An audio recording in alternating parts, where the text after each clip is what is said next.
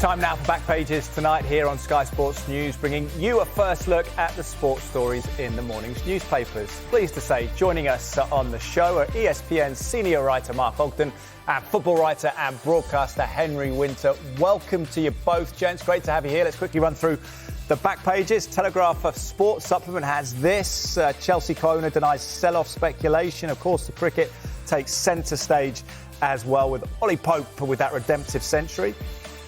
Back page of the Times, similar vein, has England's interim Test captain Pope with that century. Captain comes to the party. Also carry the line from England football captain Harry Kane, who admits he was below par at the Euros. And the story a number of the papers are going big on, which you'll see, to the England manager Lee Carsley: "I've never sung Anthem and I won't start now." Front page of the Telegraph, this is the front page of the newspaper. England manager: "I won't sing our anthem." Front page of the Mail, also carrying the Carsley headline. It reads: "Disbelief and anger as England football boss says he won't sing national anthem." We'll get to that in due course, but let's start with the Telegraph Sports section. Matt Law's report on Chelsea's majority shareholder Clearlake. Mark, Chelsea's co-owner denies sell-off speculation. Law reporting that Chelsea's majority shareholder Clearlake Capital has no intention of selling its stake in the club and will not allow it to go up for auction again. How concerned should Chelsea fans be about the future of the club, do you feel, with these reports? Well, this was a report that I think came out of Bloomberg initially, obviously a financial publication. So that would often add some credibility to it, in the sense that, you know, the financial markets tend to know before the sporting markets as to what's happening with big transactions. Now, obviously, people involved at Clearlake are denying it, and they're saying they've no interest in selling their shares. But, you know, if you're a Chelsea fan, you're probably concerned that it's more uncertainty and instability around the club. But there may be also an element of, you know, thinking, well, they're not particularly popular right now, the Chelsea owners. They haven't been perceived to have done a great job in terms of the churn of managers, of players. So there may be some Chelsea fans that are thinking this might be a way out, but I don't think that's the case. I think that's unlikely. I think what Chelsea don't need right now is another period of instability and potential new owners. So I do think that this may be a case of both parties looking to find a way to, you know, consolidate their stake and maybe enlarge it. But I'm not quite sure it's the greatest news for Chelsea, because it's just more noise off the pitch, isn't it? Certainly is, Henry. What's your take on it? Is there a line of thinking there'd be more clarity if there was one owner, if Clearlake bought out Boehly? Well, I think Egbali has been pretty influential behind the scenes, but I think what Chelsea needs, a serious, heavyweight, battle-hardened Premier League executives in there who actually know what they're doing, not simply in the transfer market. I mean, Chelsea do have people for that, but actually in running a club, in dealing with the fans, in dealing with sort of the other major issues, like are they going to look for a new stadium as well? So in a way, you've got two incredibly wealthy individuals who are brilliant in their own sphere, but they're ingenues when they come into to English football, and they need a little bit of help to sort of guide them through the difficult landscape of English football.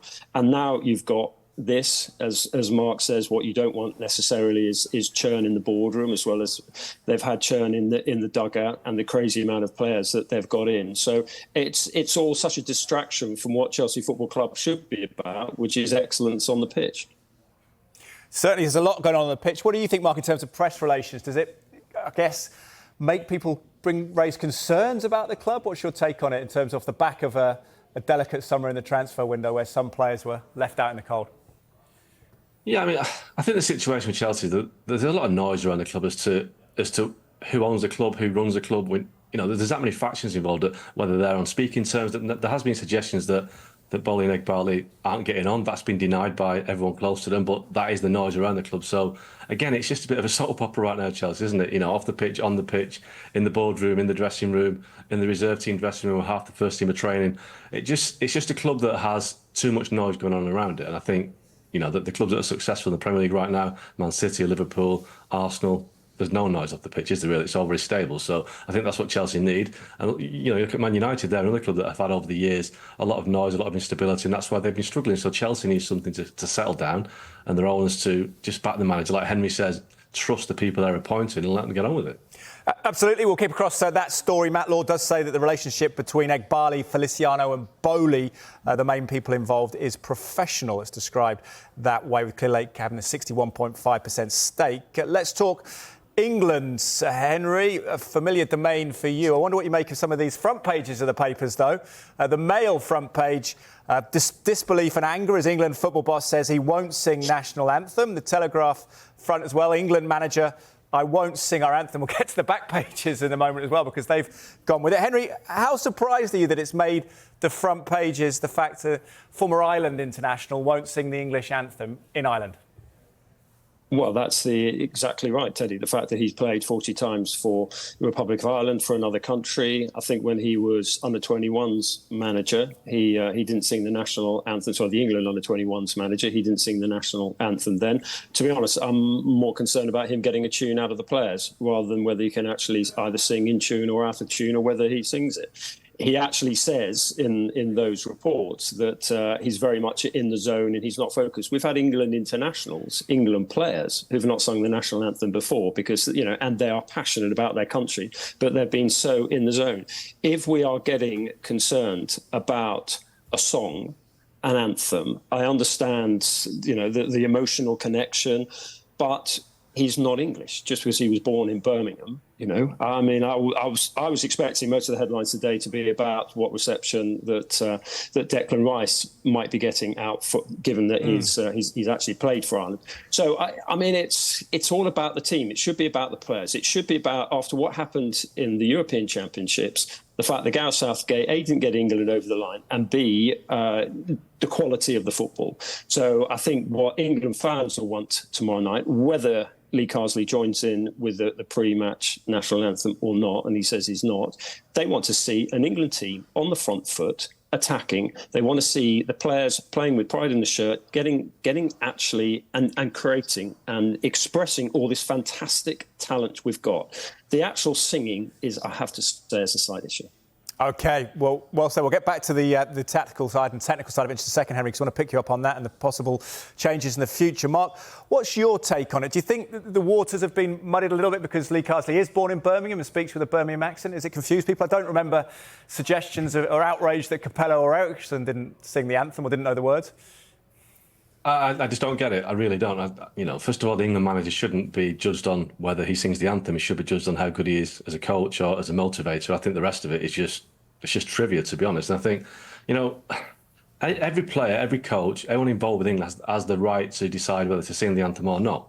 Same goes for the fans. I mean, it really is. Listen, I can see why it's making a headline because, he's the England manager and a lot of fans will be quite upset about it. But I think the fans have to realise that it really isn't that important. It just isn't. And I might get criticised for saying that, but it's not. What matters is if England lose tomorrow, then it won't be about Lee Carsley singing the national anthem. It will be about Lee Carsley not putting the right team on the pitch or the right tactics. Nobody will be talking about the anthem unless they're saying that England lost because he wasn't showing enough passion on the touchline, which would be a nonsense. So, no, there's bigger issues at play tomorrow. And I think, like Henry says, once the game starts, it'll be about Declan Rice, Jack Grealish. I don't think it's about what Lee Carsley sings or doesn't sing on the touchline. Henry, is there a point around the great statesmanship that we saw from Gareth Southgate and the communication skills, which you would have been party to, though? Jason Burtright, in a very strongly worded piece in the Telegraph Sport front page, says that before first game in charge, the interim coach has shown himself to be naive and short of ambassadorial skills needed. When you looked at the press conference, did you get a little bit of a sense that maybe Carsley wasn't completely comfortable in that arena, per se, and would that be a problem? Well, I think that's a very good point, and it's a very interesting piece that Jason writes. I think that Lee Carsley will look at these headlines. I think potential England managers, i.e. permanent successors to Gareth Southgate, and Lee Carsley is very much in the hot seat with these 6 games. So he's favourite for it. They might think, well, if this is the type of extra grief that I'm going to get, non-football grief for being England manager, if you're Eddie Howe looking at it from Newcastle, obviously he's doing a brilliant job from there. But they will say, do I really need all this sort of noise around it? What will their families say? What will their advisors say? What will their friends say? So I think these headlines, which are nothing to do with the actual football, I think that, it is a distraction. But a lot of the players who are in this squad were with him in the under-21s. So they'll just sort of shrug and say, well, he didn't do it with the under-21. So, what's the issue? I can understand if you're, overtly patriotic and you're looking at the England manager to set the tone for the nation. But I think a lot of people will actually look at him and say, well, he's represented Ireland on 40 occasions. He has indeed, and his reputation as a great coach, Henry. What are you expecting from the team? Are there hints of a stylistic change, more possession-based? I think they'll be far more on the front foot. I think if you looked at his under-21s, I think they were absolutely outstanding, playing from the back, that pace. Whether it was Gordon actually played through the middle. He played effectively two holding players, with Gomez, but they were very attacking holding players. You couldn't call them defensive midfielders. They were really going for it. And then you just look at the selection. You look at a player like Morgan Gibbs-White. There's a real youthful verve to this team. There's a fearlessness to the team, which unfortunately, even though Southgate's had some magnificent players to work with in the summer, there was still that element of playing with the handbrake on. Absolutely. We'll see how it goes against Ireland in Dublin. Hi, Mahal Gribson's first game in charge of them as well. Let's talk about the captain, Mark. 66 goals to his name. But Harry Kane in the Times back page here, admitting he was below par at the Euros. Do you feel there's a sense that he may be under a little bit of pressure? He started the season well at Bayern Munich once again, of course.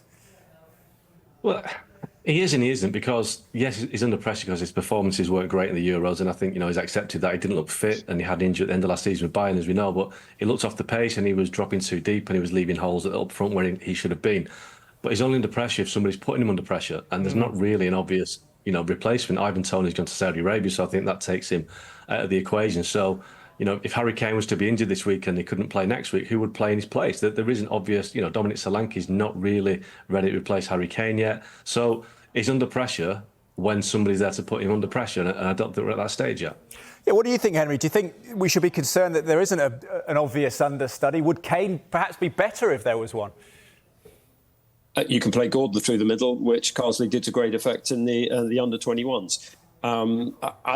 You can't dismiss Harry Kane so soon. You look at the way he lives his life. You look at the club that he's playing for. I mean, you can argue he maybe needs a little bit more pace around him. What I would like to see is Carsley say, you are my number 9, stay as a number 9, stop dropping off as a number 10, which we know Harry Kane can play that number 10 role very well. But stick higher up the pitch, do your pressing, conserve your energy rather than dropping back. Use it to what you are best at, which is England's record goal scorer. He certainly is, and he's high up there in caps as well. He could get to 100, couldn't he, this week? Mark, in terms of selection, who are you looking forward to potentially seeing? Because there is an opportunity, at 10 maybe, in central midfield, with Cole Palmer and Phil Foden being out? Possible, but I'm actually looking forward to seeing Declan Rice and how he handles the atmosphere, because it is going to be quite hostile and intense, and I think that's given this game a bit more edge. But I think Declan Rice has got real kind of leadership qualities, and I think this is a game that it will show his character, and I think that's what I'm looking forward to seeing, how he handles the adversity of playing in Dublin, having played 3 times for Ireland. It will be a raucous, unforgiving atmosphere, and I think it'll show a different side of Declan Rice. And again, we're talking about Harry Kane and how long he's got in that position. If and when he does step down, I think Declan Rice is a candidate to be captain, and I think it'll be good to see how he handles that with his temperament tomorrow. Henry, are you expecting a bold selection from Lee Carsley?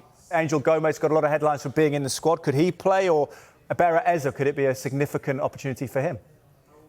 Yes, absolutely. What I'm really looking forward to seeing is whether he can bring the best out of Trent Alexander-Arnold with England. I mean, it was interesting, as Mark knows. I've talked about this with Mark, that Trent Alexander-Arnold under Gareth Southgate was listed amongst the midfielders. Carsley was adamant that he is a right back, and we've seen it with Pep, with Kyle Walker stepping into midfield, and particularly Rico Lewis stepping into midfield. And young players like Lewis are absolutely going to be looked at tomorrow. But Trent Alexander-Arnold is England's best passer. He's an absolute magnificent player. And England had a history of not bringing the best out of their best passers, whether it's Scholes, whether it's Hoddle going further back. So we have to bring the best out of Trent Alexander-Arnold. And if that is playing at right back and stepping into midfield and giving a little bit more licence, and whoever is playing right-sided centre-half covering him, then fantastic. But that's what England fans want to see. Regardless of who sings the national anthem, they want to see all the players like Trent Alexander-Arnold on song. Once the anthems are done, Mark, thankfully, I'm sure Lee Carsley will be as relieved as everyone else. What do you think will happen? Could it be a significant test for England in this atmosphere in Dublin? I think England will win quite easily. Ireland have had a bit of a poor recent time under Stephen Kenny, struggled. They've got a new coach, and obviously the guy who was involved with Iceland when England lost to Iceland in 2016. But England have got way too much quality for Ireland. Despite the atmosphere, I think England win this quite comfortably. OK, Mark, thank you very much for now. And Henry, we'll take a quick break. When we come back, we'll look at more of the back pages, including this in the Telegraph. I needed an Ollie day. Pope lifts gloom. It was gloomy. What a performance from the standing captain. We'll discuss that next. You're watching Back Pages tonight. Welcome back to you, and welcome back to ESPN senior writer Mark Ogden and football writer and broadcaster Henry Winter. Let's go to the Telegraph, Henry, and come to you because you've returned from the Oval. The headline here, I needed an Ollie day. Pope lifts gloom with dashing Oval century. We'll ask you about the controversy of trying to get play on and off throughout the day, but how important was that for the standing captain, I suppose, to secure his place in the team? Well, there's been huge focus on him, good captain, but they also need him to contribute with the runs, and he was absolutely outstanding. I think it was almost sort of a run of ball. It was just a joy to watch. Not simply the redemptive element, as you say, but just the quality of some of the strokes that he was playing. And I mean, my eyesight's terrible, but it seems quite a big outfield. And he was just pinging them through. I mean, he was absolutely outstanding. So, good for him. But there's so much talent in this England team, you know. So Joe Root comes out and I think Brooke comes in, you know, it's just remarkable. But it's echoing at Southgate, Bazball is really on the front foot. And it's fantastic to watch. It's almost like blast cricket that they're playing in the Test arena. It certainly is very attacking. They almost doubled the runs per over under Brendan McCullum. The Times Sports Supplement, captain comes to the party. It's an interesting one, Henry, isn't it? Difficult to compare to football. We talked about Harry Kane, but in cricket, there is an importance to the captain that goes beyond their personal form, but it's nice to have the runs as well, I suppose. Well, he has to be the manager on the pitch, doesn't he? I mean, Kane is effectively, he goes out there and there's a ceremonial element and a sort of enthusiasm and a rallying cry element. But with Pope, I mean, it's such a sort of tense position that he has to be in to actually go out and focus on his runs. And then also knowing that he's captain of the team as well. So there is that extra pressure, which made today's performance, but you could just sense that from the crowd, particularly obviously the Surrey members. You know, that support for him was absolutely huge from the word go. And when he got that century, just, you know, there was a Mexican wave who could stand up quickest just to salute him. Let's hope the weather brightens up over the weekend and we get a result at least. The Express, interesting headline, Mark, a ton of courage for Pope. I suppose not only in the performance, but in terms of trying to fill the boots of such a talismanic figure as Ben Stokes. As Henry says, it's such an important role. It must have taken quite a lot out of him over the past few weeks. Yeah, I mean, you know, Ben Stokes is English cricket superstar, isn't he? I was watching the coverage earlier on. You've got Stuart Broad, you've got Jimmy Anderson, two players who are no longer available. We've seen this week the great Freddie Flintoff documentary that we've talked about, the Field of Dreams, and all these great names of the past. And at the minute, you just need these younger players to step up because Ben Stokes is the guy that is carrying all the weight. And I think, you know, people like Ollie Pope, Ben Duckett have got to kind of look to carry the mantle a little bit and become the stars of this generation and the stars going forward. So to get in a batch of runs like he did today will only help Ollie Pope. But I do think that English cricket is looking for the next generation to kind of push through, and I think he can be part of that. It's interesting what you mentioned a moment ago, Henry, about the style. It's significant, isn't it, with the Bazball? Yes, they've improved the winning percentage markedly, but there is something in the way you do it, which was a lot of Euro debates, of course, in the summer about how England were winning some of those games. I mean, a lot of these players play the sort of, you know, the shorter form, so they're used to this. But it's just great entertainment when you just see them doing these extraordinary shots, which you would imagine they would do in a sort of a run trace in a 2020 or an IPL game. And they're doing that in, what is it, it's often the 3 or the 4 day test arena. So in terms of the entertainment, and you know, they are entertainers, and there is this huge debate, just talking to people at the Oval today, whether they were actually the future of Test cricket. Obviously it's big in India, England, Australia, is, you know, the Ashes is absolutely huge. But I think some people do actually look at it and see that Test cricket is under attack, is under threat. And so when you see entertainers like Pope and Duckett and Brooke and people like that going out, and Root didn't really get in, and we know what an amazing cricketer he is, it's just fantastic for the future of Test cricket, for sort of, you know, old people like me who just brought up on Test cricket and love it. It is good. But they've got to sort out things like going off for bad light. But that was not bad light. I mean, I bow to the sort of cricketers and the umpires' experience and David Boone, match referee, whether he would have had any influence on that. But you cannot deny a paying public like that, who are actually annoyed, but pretty much accepted it and trooped off to the tube. You denied them an hour of play, having lost 3 hours earlier in the day, and that was playable, particularly with the floodlights on.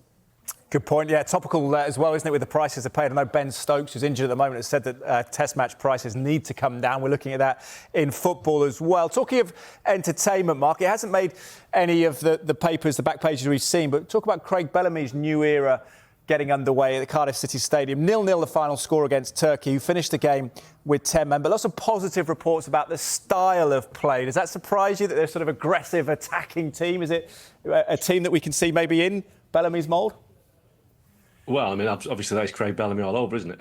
Aggressive and attacking. That was him, and he's really putting the hard yards away from the scene. Craig Bellamy's worked at Anderlecht with Vincent Kompany, went to Burnley with Vincent Kompany. He's not just a guy that's come along and thought, I want this job because I'm a big name ex-Wales player. He really has kind of put the work in. And his press conferences has been quite lively this week and after the game, talking about how much kind of information he's putting into his players and how much.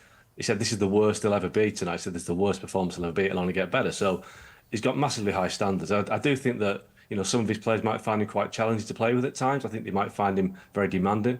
But that's Craig Bellamy all over, and I think you have to accept him for what he is, and he will push every boundary to make Wales a much better team. Absolutely, Henry. We've only got about 25 seconds or so. How excited are you about watching the Bellamy era unfold with Wales? Yeah, I watched the second half, and the intensity with which they played, the way they pressed, the urgency absolutely sums up Craig Bellamy, the manager. And he is, there's a lot of thought that goes into it. He's quite meticulous, he's quite intense, and that came out in his players. So I think he'll do well with Wales. OK, Henry Winter, great to have you on as ever. And Mark Ogden, we will speak to you again soon, gentlemen, I hope. Thank you very much. Have a good evening. Enjoy your weekend. Thank you for watching. If you missed any of the show, another chance to see back pages tonight at hour. The show is also available as a podcast. Just download back pages on Apple, Spotify, or wherever you get your podcast. John Cross and Ian Laderman return on Monday as the show continues after England's first game, of course.